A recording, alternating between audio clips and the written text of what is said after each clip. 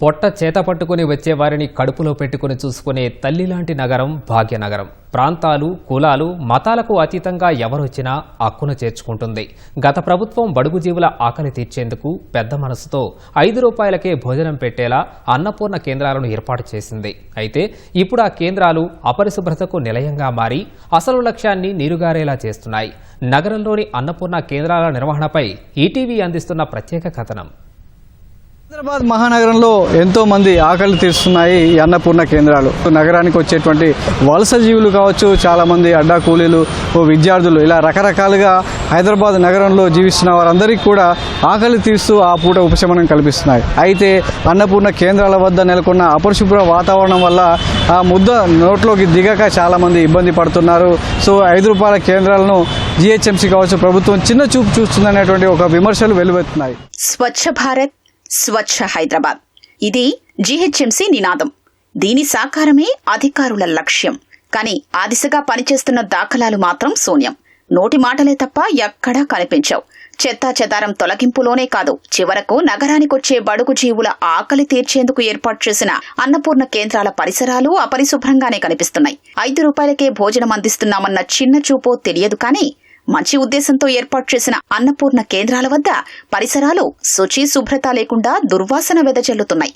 తినే 4 మెతుకులైనా కడుపులోకి పోకముందే దేవేసినంత పనవుతోందని ఇక్కడ భోజనం చేస్తున్న పలువురు ప్రజలు చెబుతున్నారు. 30,000 మందికి భోజనం పెట్టాలనే లక్ష్యంతో నగరంలో ఒక్కొక్కటిగా దాదాపు 150కి పైగా ఈ అన్నపూర్ణ కేంద్రాలను ఏర్పాటు చేశారు. కానీ ప్రస్తుతం చూద్దాం, నగరంలో ఒక్కొక్కటిగా ఇలా కనుమరుగవుతున్నాయి. సో ఎంతో మంచి లక్ష్యంతో ఏర్పాటు చేసినటువంటి ఈ భోజన కేంద్రాలను జీహెచ్ఎంసీ నిర్వహణ సరిగ్గా లేకపోవడంతో దాదాపు 20 నుంచి 30 కేంద్రాలన్నీ కూడా ఇలా మూతపడ్డాయి. నగరంలో ఓ పూట భోజనం చెయ్యాలంటే కనీసం 100 రూపాయలైనా ఖర్చు పెట్టాలి. ఆ స్థోమత లేని నిరుపేదలకు పలు స్వచ్ఛంద సంస్థలు, మానవతావాదులు నిత్యం వివిధ ఆసుపత్రులు, రైల్వే స్టేషన్లు, బస్టాండ్లు, ముఖ్య కూడళ్ల వద్ద ఉచితంగా అన్నదానం చేస్తూ దాతృత్వాన్ని చాటుకుంటున్నారు. అయితే అవన్నీ ఆ పూట మాత్రమే. కానీ నిత్యం సగటు నగరజీవి ఆకలి బాధ తీర్చేందుకు, సురక్షిత నాణ్యమైన ఆహారం అందించేందుకు 2013లో అప్పటి పురపాలక శాఖ మంత్రి కేటీఆర్ నాంపల్లి రైల్వే స్టేషన్ వద్ద 5 రూపాయల భోజన పథకాన్ని ప్రారంభించారు. గ్రేటర్ హైదరాబాద్ మున్సిపల్ కార్పొరేషన్ ఆధ్వర్యంలో హరే కృష్ణ మూవ్మెంట్ సంస్థ వార్షిక ఒప్పందం చేసుకుని 5 రూపాయలకే రాయితీపై రోజువారీగా భోజనం సరఫరా చేస్తోంది. ఈ పథకంలో భాగంగా 400 గ్రాముల అన్నం, 120 గ్రాముల సాంబారు లేదా పప్పు, 100 గ్రాముల కూర, 15 గ్రాముల పచ్చడితో పాటు ఒక నీళ్ల ప్యాకెట్ అందిస్తారు. ఇందుకోసం ఏటా జీహెచ్ఎంసీ 15 కోట్లకు పైగా ఖర్చు చేస్తోంది.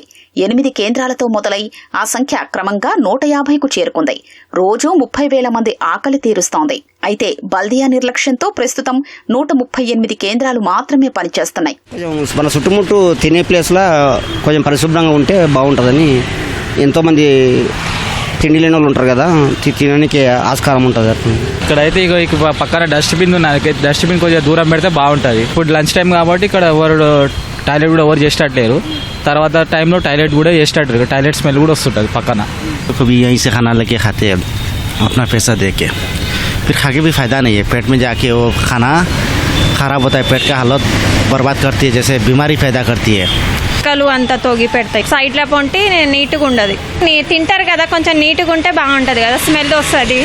ఫుడ్ అయితే వేరే దగ్గర నుంచి వస్తారు, అది ఓకే, అక్కడ హైజీన్ ఉండొచ్చు మేబీ. కానీ చుట్టుపక్కల ఉన్న ఈగలు ఇవన్నీ దీనివల్ల మనకు రోగాలు వచ్చే సమస్యలు ఉంటుంది. అందుకోసం అదొకటి కొంచెం బాగా చేసుకుంటే కొంచెం బెటర్ అవుతుంది. అంతే. ఆంధ్ర నుంచి వచ్చి ఇక్కడ ఏదో వర్క్ చేసుకుందామని వచ్చాం. అక్కడ ఇక మన ఆంధ్రలో అయితే కొంచెం చాలా బాగుంటాయి అన్న, ఎక్కడ చూసినా. ఇక్కడ కూడా కొంచెం నీట్గా చేసేదానికన్నా జనం మంచిగా చూసుకుంటారు. మంది ఎక్కువైతే మజ్జిగ పలచబడ్డట్లు రోజువారీగా వడ్డించే మెనూలోనూ మార్పులొచ్చాయి. అయినా 5 రూపాయలకు టీ రాని కాలంలో కడుపు నిండా భోజనం లభించడంపై ఎలాంటి విమర్శలు, ఆరోపణలు రాలేదు. హరే కృష్ణ సంస్థ రుచి, నాణ్యతలో రాజీ పడకుండా నిర్ణీత సమయానికల్లా ఆయా కేంద్రాలకు భోజనం సరఫరా చేస్తోంది. భోజన కేంద్రాలు ఏర్పాటు చేసిన ప్రదేశాలపై జనం అసంతృప్తి వ్యక్తం చేస్తున్నారు. రోడ్డు పక్కన ఏర్పాటు చేయడంతో వాహనాల దుమ్ము, ధూళి ఆహారంపై పడుతోందని చెప్తున్నారు.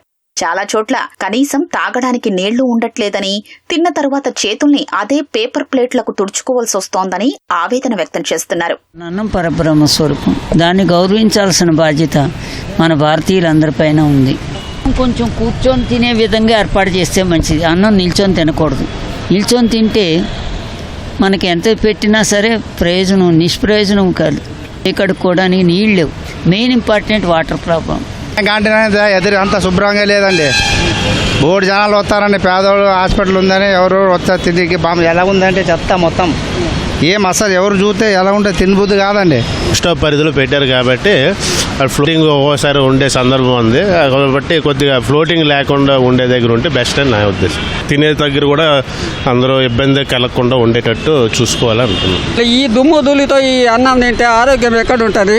ప్రజాపాలన ఆరోగ్యం గురించి మాట్లాడతారు, మరి రోడ్డు మీద తింటే ఇదేమైనా ఆరోగ్యకరమైన అన్నం కూడా ఏమన్నా అందులో ఏమైనా పోషకాహారం ఏమన్నదా? పాలకుల పిల్లలు ఎవరైనా చిన్న ప్రజాప్రతినిధి వాళ్ళ పిల్లలు ఎవరైనా వాళ్ళ కుటుంబీకులకి ఈ భోజనం తింటారా? చూసారుగా హైదరాబాద్ నగరంలో ఉన్నటువంటి అన్నపూర్ణ కేంద్రాల వద్ద పరిస్థితి.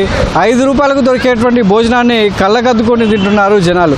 కానీ అక్కడ కనీస పరిశుభ్రత పాటించేందుకు చర్యలు తీసుకోవాల్సినటువంటి జిహెచ్ఎంసీ మాత్రం చూసి చూడనట్టుగా వివరిస్తుంది. సో ప్రభుత్వం ఇప్పుడు తాజాగా అన్నపూర్ణ కేంద్రాలను ఇందిరా క్యాంటీన్ల పేరుతో మార్చాలనే ఆలోచనలో ఉంది. సో మరి ఇప్పుడైనా ఈ అన్నపూర్ణ కేంద్రాల వద్ద పరిశుభ్రతను పాటించేలా చర్యలు తీసుకోవడంతో ఇక్కడికి వచ్చేటువంటి ఆకలితో అలమటించేటువంటి వాళ్ళు 5 రూపాయలకు దొరికేటువంటి భోజనాన్ని మరింత ఆరగించే అవకాశం ఉంది. కెమెరామెన్ మల్లికార్జున్తో సతీష్, ఈటీవీ న్యూస్, హైదరాబాద్.